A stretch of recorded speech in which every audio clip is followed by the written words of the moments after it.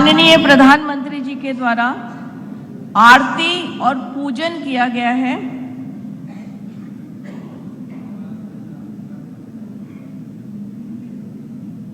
विधिवत पूजन और आरती।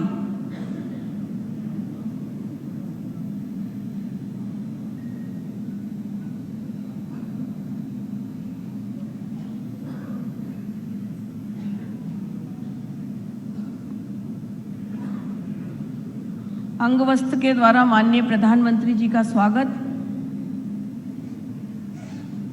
और पंडित जी के द्वारा हमारी संस्कृति के अनुरूप उन्हें भेंट दी गई है। जो भी किसी भी शुभ काम से पहले हम सब जानते हैं कि इस तरह का आयोजन हम करते हैं। नरेंद्र मोदी जिंदाबाद, नरेंद्र मोदी जिंदाबाद।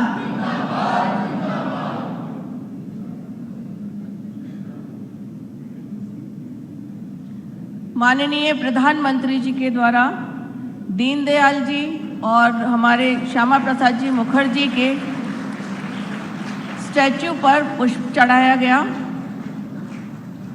वो लोग जिन्होंने हमें विचार दिया, जिन्होंने हमें अंत्योदय की अवधारणा दी, वो जिन्होंने कश्मीर भारत का अभिन्न अंग माना, हमारे युग पुरुष दीनदयाल जी और श्यामा प्रसाद जी मुखर्जी के स्टैच्यू पर पुष्प अर्पित कर अपनी श्रद्धा सुमन उन्होंने अर्पित किए। अब परिसर का अवलोकन के लिए आगे बढ़ रहे हैं प्रधानमंत्री जी और कुछ ही समय में हमारे बीच उपस्थित होंगे।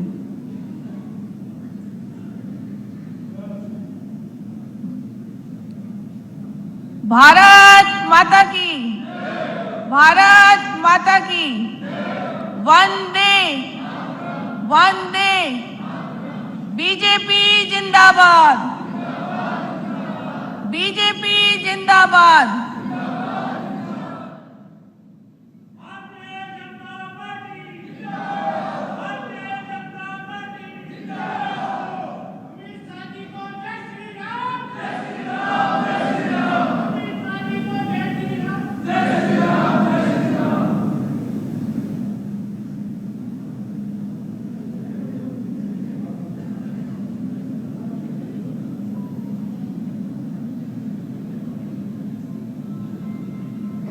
कुछ ही समय में माननीय प्रधानमंत्री जी और माननीय राष्ट्रीय अध्यक्ष जी हमारे बीच में आने वाले हैं। आप सभी से आग्रह है कि जब वो सभागृह में पधारें, खड़े होकर करतल ध्वनि से उनका स्वागत करें।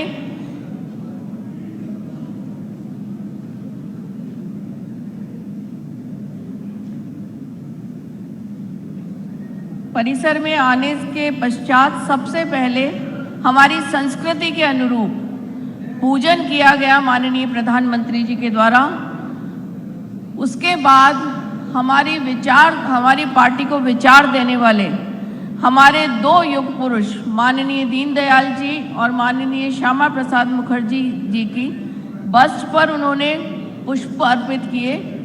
और अब परिसर के अवलोकन के पश्चात कुछ ही समय में माननीय प्रधानमंत्री और माननीय नड्डा जी हमारे बीच उपस्थित होने वाले हैं।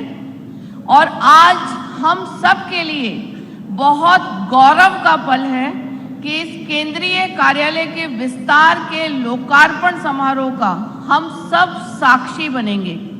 हम साक्षी बनेंगे माननीय प्रधानमंत्री जी के उद्बोधन का। निश्चित रूप से ये ऐतिहासिक पल है और हम सब सौभाग्यशाली हैं कि हमें इस कार्यक्रम का हिस्सा होने का मौका मिला।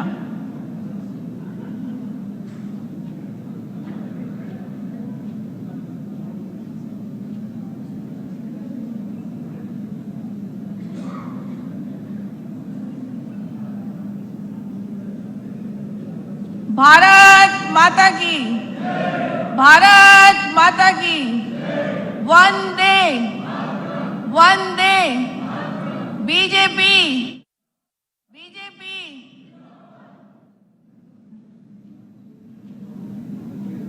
सारे सांसद, सारे कार्यकर्ता,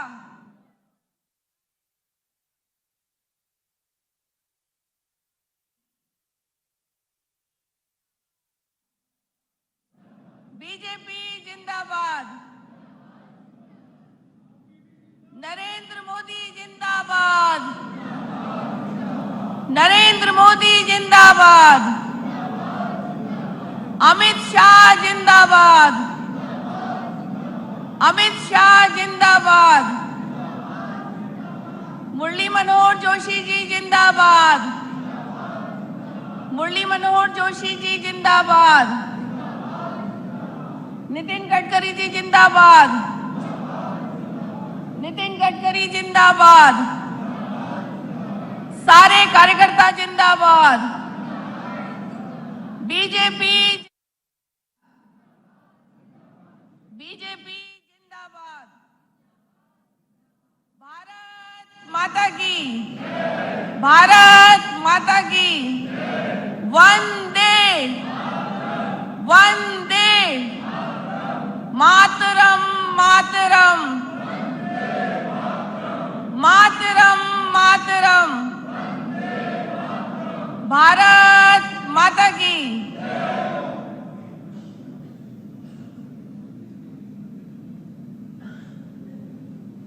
परिसर के अवलोकन के पश्चात कुछ ही समय में माननीय प्रधानमंत्री जी का आगमन होगा।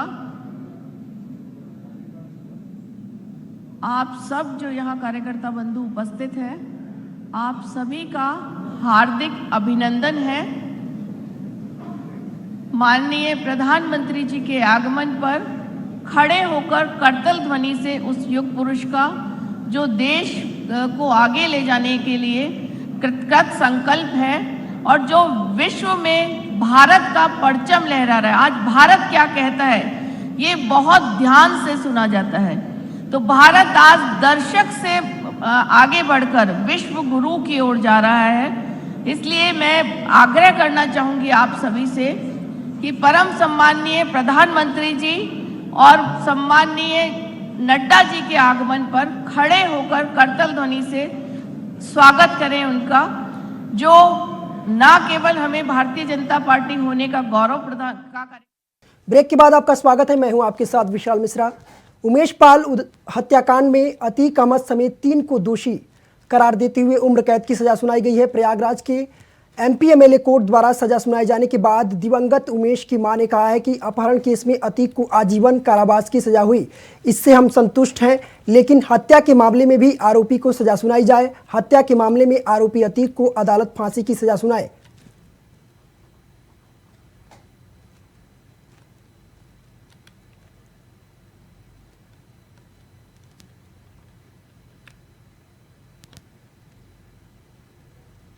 तब मेरे बेटे को इसने 16-17 साल बाद मर्डर करा दिया। ये फैसला जो आज अदालत से मिली है उस पर मुझे पूर्ण विश्वास था और मिला, लेकिन ये उसका अपहरण केस का है। उसके बाद मेरे बेटे का अपहरण न सुनने दिया न देखने दिया, उसका मर्डर हो गया। तो अब मेरा यही निवेदन है कि अपहरण केस में इसको आजीवन कारावास हुआ है, लेकिन बाद में मेरे बेटे का मर्डर हुआ। मेरा बेटा कलम की लड़ाई लड़ता था, बम गोली की नहीं लड़ता था। इसलिए कलम की लड़ाई को उल्लंघन करके काले कोट खाकी वर्दी की बेइज्जती कर दी। इसलिए मेरा यही निवेदन है, जो भी अदालत फैसला दे, मुझे मुख्यमंत्री जी के ऊपर विश्वास है कि मेरे बेटे का मर्डर का इनको फांसी की सजा सुनाए। ये तो मेरे बेटे का अपहरण का केस था, लेकिन मेरे बेटे का मर्डर हो गया। साथ में 2 मेरे उनके सुरक्षा कर्मी थे। तो बताइए, जब इन्होंने काली कोट और खाकी वर्दी का इज्जत नहीं किया, उनको मार डाली, उनके वर्दी पे कीचड़ मारा है, तो आगे ये हम पब्लिक को क्या छोड़ेंगे। इसलिए मेरा मुख्यमंत्री से यही विनती है कि इनको फांसी दिया जाए। डीजीसी क्रिमिनल होने के नाते बहुत विस्तार में न जा करके मैं सिर्फ ये कहूंगा कि आज 3 अभियुक्तगण अतीक अहमद, दिनेश पासी व खान सौलत और हनीफ को अंतर्गत धारा 364A/120B में आजीवन सश्रम कारावास व 5,000 रुपए अर्थदंड से दंडित किया गया है और 1 लाख रुपए क्षतिपूर्ति तौर पर भी दंडित किया गया है, जो इसमें वादी के परिजनों को दिया जाएगा। माननीय न्यायालय द्वारा अंतर्गत धारा 357(1) CRPC के तहत क्षतिपूर्ति के लिए आदेश किया गया है।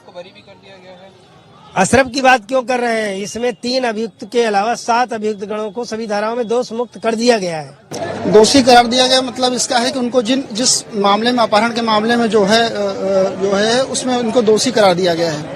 अभी जजमेंट की कॉपी हमारे पास आई नहीं है। जजमेंट की कॉपी आने के बाद ही हम बता पाएंगे कितना आगे की प्रोसेस ये है कि ये इलाहाबाद हाई कोर्ट में ये अपील करेंगे उस मामले में। अभी सजा की जजमेंट की कॉपी हमें नहीं प्राप्त हुई है जी सर। इसमें जो है तो मैक्सिमम जो है लाइफ टाइम जो है इम्प्रिजनमेंट भी है, वो डिपेंड करता है और क्या क्या धाराएं उसमें जुड़ी गई 10 साल से ऊपर। क्या पुलिस इसके रिमांड के लिए भी बात कर सकती है? मर्डर केस में भी बिल्कुल, क्यों नहीं बात कर सकती है। लगता है पुलिस को रिमांड मिल पाएगी इसमें?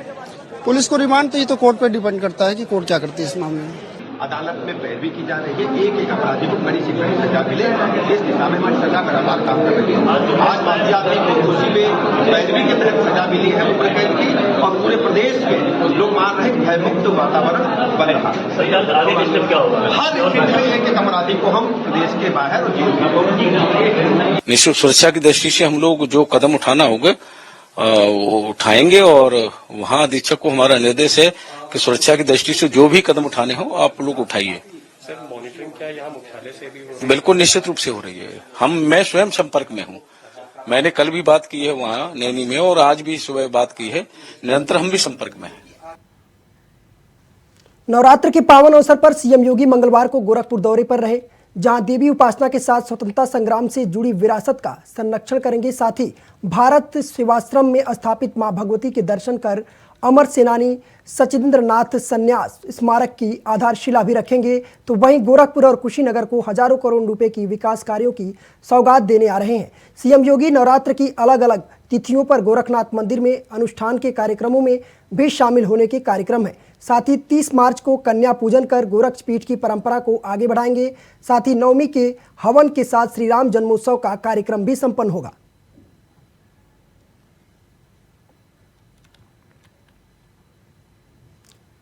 सांसदी छीनने के बाद राहुल गांधी की मुश्किलें लगातार बढ़ती जा रही हैं और अब राहुल गांधी को आवास खाली करने की नोटिस भी जारी कर दिया गया है, जिसके बाद से अमेठी के कांग्रेस कार्यकर्ताओं ने विरोध प्रदर्शन किया और सरकार पर गंभीर आरोप लगाए। कांग्रेस के जिला अध्यक्ष प्रदीप सिंघल ने कहा है कि पिछले 3 दिनों से प्रजातंत्र की हत्या हो रही है। आखिर क्यों सरकार राहुल गांधी से इतना हड़बड़ाई हुई है? पहले उनको 2 साल की सजा हुई, सांसद पद छीना और अब घर छोड़ने के लिए नोटिस भेज रही है। जिस तरह से सभी पत्रकार भाई आप लोग देख रहे हैं, 3-4 दिन के अंदर जो प्रजातंत्र की हत्या की जा रही है, पहले राहुल जी को 2 साल की कैद और फिर सांसद से उनका पद ले लेना और आज उनको अपने आवास को खाली करने के लिए नोटिस दिया गया है। ये सब इतनी जल्दी हो रहा, पता नहीं सरकार को राहुल गांधी से क्या खतरा लग रहा है। अरे उन्होंने जनता के लिए सवाल ही तो पूछे हैं, उस सवाल से भाजपा सरकार इतनी हड़बड़ाई हुई है कि जो कि एक प्रतिद्वंदी की तरह उनसे व्यवहार कर रही है। अमेठी का एक एक घर राहुल गांधी का घर। सपा प्रमुख अखिलेश यादव कानपुर के मोती झील के लाजपत नगर में राष्ट्रवादी खटीक विकास समिति के कार्यक्रम में पहुंचे। इस दौरान सपा के राष्ट्रीय सचिव शिवपाल सिंह यादव भी शामिल हुए। बता दें कि सपा के दलितों को अपनी ओर लाने की कवायद के तहत शिरकत करेंगे।